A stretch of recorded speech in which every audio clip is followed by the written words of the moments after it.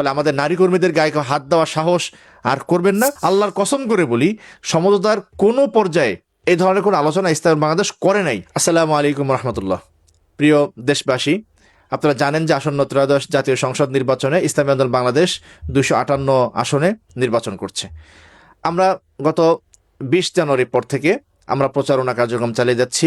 বিপুল উৎসাহ উদ্দীপনার মধ্য দিয়ে আমাদের নেতাকর্মীরা প্রচারণা চালাচ্ছেন এবং আলহামদুলিল্লাহ মানুষ থেকে আমরা অভূতপূর্ব সাড়া পাচ্ছি। এই নির্বাচনের প্রচারণা চালাতে গিয়ে আমরা বেশ কিছু তিক্ত অভিজ্ঞতার সম্মুখীন হয়েছি ইতিমধ্যেই। সে ধরনের কিছু অভিজ্ঞতা আপনাদের সাথে শেয়ার করার জন্য। এক নম্বর হলো যে আমাদের বিরুদ্ধে অবিরাম মিথ্যা অপপ্রচার চালাচ্ছে একটা নির্দিষ্ট গোষ্ঠী। যে মিথ্যা অপপ্রচারগুলো জনে জনে বাড়িতে বাড়িতে গিয়ে আমাদের বিরুদ্ধে ছড়িয়ে দেওয়া হচ্ছে। তেমনি কয়েকটি মিথ্যা অপপ্রচার সম্পর্কে জাতিকে সতর্ক করার জন্যই আজকে আপনাদের সামনে আসা। আপনারা জানেন, লক্ষ্মীপুরে কমলগঞ্জ রামগতি আসনে ইসলামী আন্দোলন বাংলাদেশ মনোনীত প্রার্থী আল্লামা খালিদ সাইফুল্লাহ সাহেব অত্যন্ত জনপ্রিয় এবং সর্বজন শ্রদ্ধেয় একজন ব্যক্তি। সাধারণ মানুষ তার ব্যক্তি নামের উপরেই ভোট দেওয়ার সিদ্ধান্ত নিয়েছে আলহামদুলিল্লাহ। সেইখানে একটি রাজনৈতিক সংগঠনের নেতাকর্মীরা তারা মানুষের বাড়ি বাড়ি গিয়ে বলছেন যে আল্লামা খালিদ সাইফুল্লাহ সাহেবের মার্কা হলো দাঁড়িপাল্লা। ব্যাপারটা কতটা নোংরা এবং কতটা জঘন্য একটা চক্রান্ত যে মানুষ, গ্রামের সহজ সরল মানুষ, তারা মার্কা দেখে সাধারণত ভোট দেয়। তাদেরকে বলা হচ্ছে যে খালিদ সাইফুল্লাহ সাহেবের মার্কা হলো দাঁড়িপাল্লা। মানে মানুষ খালিদ সাইফুল্লাহ সাহেবকে ভোট দেবে, যেই ভোটটা হাত পাখায় পাওয়ার কথা, তারা মানুষকে বিভ্রান্ত করার চেষ্টা করছে যাতে করে খালিদ সাইফুল্লাহ সাহেবকে ভোট দেওয়ার নাম করেই দাঁড়িপাল্লায় ভোট যায়। এটা একটা মিথ্যা এবং নোংরা একটা অপপ্রচার। আমরা তার প্রতিবাদ জানাচ্ছি এবং সকলকে আমরা সতর্ক করছি। দ্বিতীয় যে বিষয়টা আমরা শিকার হচ্ছি, গতকালকে আমি টাঙ্গাইলের বিভিন্ন আসনে গিয়েছিলাম, সেখান থেকে আমি সরেজমিনে দেখেছি এবং দেশের অন্যান্য আসন থেকেও আমরা যেটা পাচ্ছি সেটা হলো যে মানুষের কাছ থেকে বলা হচ্ছে যে হাত পাখা নাকি বসে গেছে। আমি আপনাদের সামনে পরিষ্কার করে বলতে চাই, ইসলামী আন্দোলন বাংলাদেশে 258 আসনের কোনোটার থেকে আমরা সরে যাই নাই, যাবো না ইনশাআল্লাহ। এবং 12ই ফেব্রুয়ারি আমরা নির্বাচন করব। যদি 12ই ফেব্রুয়ারি কোনো উদ্ভূত কারণে নির্বাচন থেকে ইসলামী আন্দোলন বয়কট করেও সেটা ইসলামী আন্দোলন প্রকাশ্য ঘোষণা দিয়ে সেটা করবে। আমরা মনে করি তেমন কোনো পরিস্থিতি তৈরি হবে না। ফলে আপনারা নিশ্চিত থাকুন, ইসলামী আন্দোলন বাংলাদেশের সবাই 258 জনই মাঠে থাকছে হাত পাখা প্রতীকেই।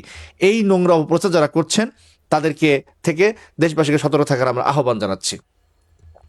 তৃতীয় একটি বিষয় সেটা হলো যে আমরা ইদানিংকালে দেখছি নানা জায়গায় বলা হচ্ছে ইসলামী আন্দোলন থেকে নাকি নেতাকর্মীরা জামাত ইসলাম সহ অন্যান্য দলে নাকি যোগ দিচ্ছে। এটা সম্পূর্ণ মিথ্যা এবং বানোয়াট একটা অপপ্রচার। এবং খুব দুঃখজনক বিষয় হলো জাতীয় মিডিয়ার অনলাইন ভার্সনগুলো তারা এই ধরনের সংবাদকে কোনো ধরনের যাচাই না করে, কোনো ধরনের ক্রস চেক না করে সরাসরি তারা ছেড়ে দিচ্ছেন। আমি আপনাদেরকে একটা উদাহরণ দিই। আমাদের ঢাকা 9-এর একটা আসনের কথা, ঢাকা 9-এর কথা বলা হলো, দাসেরকান্দিতে ইসলামী আন্দোলন বাংলাদেশের নেতাকর্মীরা নাকি জামাত ইসলামে যোগ দিয়েছে। আমরা খোঁজ নিয়ে দেখলাম তারা ইসলামী আন্দোলন বাংলাদেশের সম্পৃক্ত না। দাসেরকান্দি থেকে চরমোনাইতে একটা লঞ্চ যায়, সেই লঞ্চের ব্যবস্থাপনা করার জন্য একটা কমিটি করা হয়েছে, সেই কমিটিতে তারা দায়িত্ব পালন করে। তারা পরিচয় দিচ্ছে ইসলামী বাংলাদেশে নাকি তারা যোগদান করেছে। আমরা দেখলাম যে নেত্রকোনাতে কয়েকটা আসন এরকম বলা হচ্ছে আমার নাকি এরকম নাকি ইসলামী আন্দোলন বাংলাদেশের কর্মীরা অন্য জায়গায় গিয়েছে। সম্পূর্ণ মিথ্যা কথা। আমি জাতিকে স্পষ্ট করে বলতে চাই যে ইসলামী বাংলাদেশের বড় সংগঠন, বিগত 15 বছরে অনেকেই এখানে এসে আশ্রয় নিয়ে থাকতে পারে, কেউ কেউ আশ্রয় নিয়ে থাকতে পারে, তাদের কেউ কেউ এখনও তো অন্য দলে চলে যেতেও পারে, সেটা অস্বাভাবিক কিছু না, রাজনীতি দলে এটা হয়। কিন্তু মিথ্যা কথা বলার দরকারটা কি? এবং বারংবার জামাত ইসলামের পক্ষ থেকে কথা বলা হচ্ছে। আমি তাদের প্রতি বলবো যে ভাই, এটা তো আপনাদের হীনমন্যতা যে ইসলামী আন্দোলন বাংলাদেশ থেকে কেউ যায় নাই, কোনো না কোনোভাবে সম্পৃক্ত, কেউ কেউ সম্পৃক্তও না, সেটাকে এরকম বড় হাইলাইট করে আপনারা যে আপনাদের দলে যোগদান দেখাচ্ছেন, তো এটা তো একদম হীনমন্যতার লক্ষণ। আমরা আশা করবো যে এই ধরনের হীনমন্যতাটা আপনারা দেখাবেন না। আরেকটা যেটা বিষয় সেটা হলো যে আমাদের নারী কর্মীদেরকে নানা জায়গায় হেনস্থার ঘটনা আমরা শুনতে পাচ্ছি এবং দুঃখজনক বিষয় হলো সেটা একটা ইসলামী দলের পক্ষ থেকেই এই হেনস্থার শিকারটা হতে হচ্ছে। আজকে যেটা সর্বশেষ দেখা গেল যে আমাদের ভোলা চরফ্যাশনে আমাদের প্রার্থীর মেয়ে, বড় মেয়ে মারিয়া কামাল, তাকে একেবারে হেনস্থা করা হয়েছে এবং মাটি থেকে ফেলে দেওয়া হয়েছে ধাক্কা দিয়ে। তো এটা তো একটা ইসলামী সংগঠনের কাছ থেকে কোনোভাবেই প্রত্যাশা করা যায় না। তো আমরা বাংলাদেশ জামাত ইসলামী নেতৃবৃন্দকে বলবো যে আমরা একটা সমঝোতায় ছিলাম, আপনারা ইসলামী রাজনীতি করেন, আমরাও ইসলামী রাজনীতি করি, একটা সমঝোতা ছিলাম, নানা রাজনৈতিক বোঝাপড়ায় সেটা আর হয় নাই। সেজন্য তো পারস্পরিক সৌহার্দ্য, শান্তি তো নষ্ট করার কোনো কারণ নেই। আমরা যখন রাজনীতি করি, আমার দলের পক্ষে প্রচারণা চালাই, সেই প্রচারণা চালাইতে গিয়া আমরা আপনি আপনার দলের ভালো দিকগুলো বলেন, অন্য দলের বিরুদ্ধে বা ইসলামী আন্দোলনের বিরুদ্ধে মিথ্যা অপপ্রচার চালানোর দরকারটা কি? আমি আরেকটা অপপ্রচারের আপনাদেরকে উদাহরণ দিই। সেটা হলো কি, বলা হচ্ছে যে ইসলামী আন্দোলন বাংলাদেশ নাকি সমঝোতার মধ্যে প্রধানমন্ত্রী এবং রাষ্ট্রপতির পদ চেয়েছে। আল্লাহর কসম করে বলি, সমঝোতার কোনো পর্যায়ে এই ধরনের কোনো আলোচনা ইসলামী বাংলাদেশ করে নাই। কারণ ইসলামী বাংলাদেশের মধ্যে এক ধরনের ভিতরকার আলোচনা ছিল, যেটা যে যদি সমঝোতা হয় এবং সমঝোতা করে যদি সরকার গঠন করা হয়, ইসলামী বাংলাদেশ সেই সরকারে যাবে কি যাবে না তাই নিয়ে পর্যন্ত আলোচনা ছিল। সেইখানে আমরা সমঝোতায় আমরা প্রধানমন্ত্রীর পদ চাইছি, রাষ্ট্রপতির পদ চাইছি। এটা একেবারেই মিথ্যা কথা, কিন্তু এই মিথ্যা কথাটা সবার মধ্যে ছড়িয়ে দেওয়া হয়েছে। আমি এনসিবির এক নেতার থেকে জানি যে সেটা এনসিবির কেন্দ্রীয় কমিটিতে সেটা আলোচনা হয়েছে। আমি বলবো যে ভাই, এই মিথ্যা কথাটা ছড়ানোর কোনো কারণ নাই। ইসলামী আন্দোলন বাংলাদেশ এ ধরনের কোনো পদপদবি নিয়ে আলোচনা করে নাই। আরেকটা বিষয় আমাদের বলা হচ্ছে, আমরা নাকি জোটের শীর্ষ নেতৃবৃন্দের আসনে প্রার্থী দিয়ে রেখেছি। তার মধ্যে উদাহরণ দেওয়া হয় যে ঢাকা 11-তে নাহিদ সাহেবের আসনে প্রার্থী দেওয়া। ইসলামী আন্দোলন বাংলাদেশ গত 1 বছর আগেই 300 আসনে প্রার্থী দিয়ে দল গোছানোর কাজ করেছে। তারই ধারাবাহিকতায় ঢাকা 11-তে আমরা প্রার্থী দিয়েছি, এবং এনসিপি আমাদের সাথে সমঝোতা ছিল না। না থাকার ফলে আমাদের যুগ্ম মহাসচিব শেখ ফজলুল মাসুদ তিনি সেখানে কার্যক্রম চালিয়ে গিয়েছেন। এনসিপি যখন এই সমঝোতা যুক্ত হইল, সেটা আমাদের সাথে জানানো হয় নাই। তারপরও যখন আমরা জানছি যে যুক্ত হয়েছে, তখনই মাসুদ ভাই সেই ঢাকা 11 থেকে প্রচারণা বন্ধ করে দিয়েছেন, এবং তিনি ইসলামী বাংলাদেশের কেন্দ্রীয় নির্বাচন পরিচালনা কমিটির আহ্বায়ক হিসেবে দায়িত্ব গ্রহণ করেছিলেন। এরপরে যখন সমঝোতা হইল না, তখন আমরা সব জায়গায় নির্বাচন করব, তো তারই অংশ হিসেবে মাসুদ ভাই আবার ঢাকা 11-তে ইলেকশন করছেন। আমরা মামুনুল হক সাহেবের 2টা আসনে নির্বাচন করার কথা ছিলেন, 2টা আসন থেকে আমরা প্রার্থী সরাই নিছি। তিনি আর ঢাকা 13-তে ইলেকশন করছেন।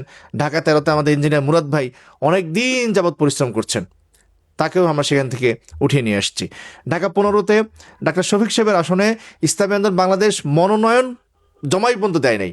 কারণ কি, যে তিনি একটা দলের প্রধান, তার আসলে মনোনয়ন জমাই দেয়নি। এরকম জোটের আরও শীর্ষ নেতৃবৃন্দের অনেকের আসনেই আমরা মনোনয়ন জমা দিই নাই। তারপরেও একটা মিথ্যা কথা ছড়াই দেওয়া হয়েছে, আমরা নাকি বড় বড় এই জোটের শীর্ষ নেতৃবৃন্দ আসনে আমরা নাকি প্রার্থী দিয়েছি। তো আমি যারা এই ধরনের প্রচারণা চালাচ্ছেন তাদেরকে মনে করে দেই যে কোরআনে আয়াত রয়েছে যে লানাতুল্লাহি আলাল কাযিবিন, মিথ্যাবাদীদের উপর আল্লাহর গজব পড়ুক।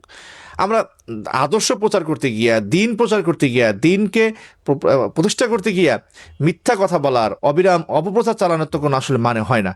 আপনারা জানেন যে কিছুদিন আগে একটা মিথ্যা প্রচারণা চালানো হলো যে চরমোনাইতে নাকি 4,000 কোটি টাকা পাওয়া গেছে। একটা মিথ্যা ভিডিও এআই দিয়ে বোধহয় বানাইছে, সেটা একেবারে মানে বট আইডি দিয়া মুহূর্তের মধ্যে ছড়াই দেওয়া হলো। এরকম মিথ্যাচারের তো কোনো অর্থ হয় না। সেজন্য যারা এদের মিথ্যাচার করছেন তাদেরকে বলবো যে দলের জন্য, ইসলামের নামে দিয়ে যদি মিথ্যাচার করেন, আপনাকে পরকালে কিন্তু আল্লাহর কাছে জবাবদিহিতা করতে হবে। এবং আমি দেশবাসীকে সতর্ক করি যে 1 নম্বর সতর্ক করা, সেটা হলো ইসলামী বাংলাদেশ কোনো আসন থেকে সরে যায় নাই। এক্ষেত্রে সবাই অটল অবিচল থাকুন। ইসলামী বাংলাদেশ শেষ পর্যন্ত নির্বাচন করবে ইনশাআল্লাহ। দ্বিতীয় বিষয় হলো, আমরা কোনো জায়গাতেই রাষ্ট্রপতি প্রধানমন্ত্রীর পদ চাইছি, এটা সম্পূর্ণ মিথ্যা কথা। এবং জোটের শীর্ষ নেতৃবৃন্দ আসনে আমরা প্রার্থী দিয়েছি, এটাও সম্পূর্ণ মিথ্যা কথা।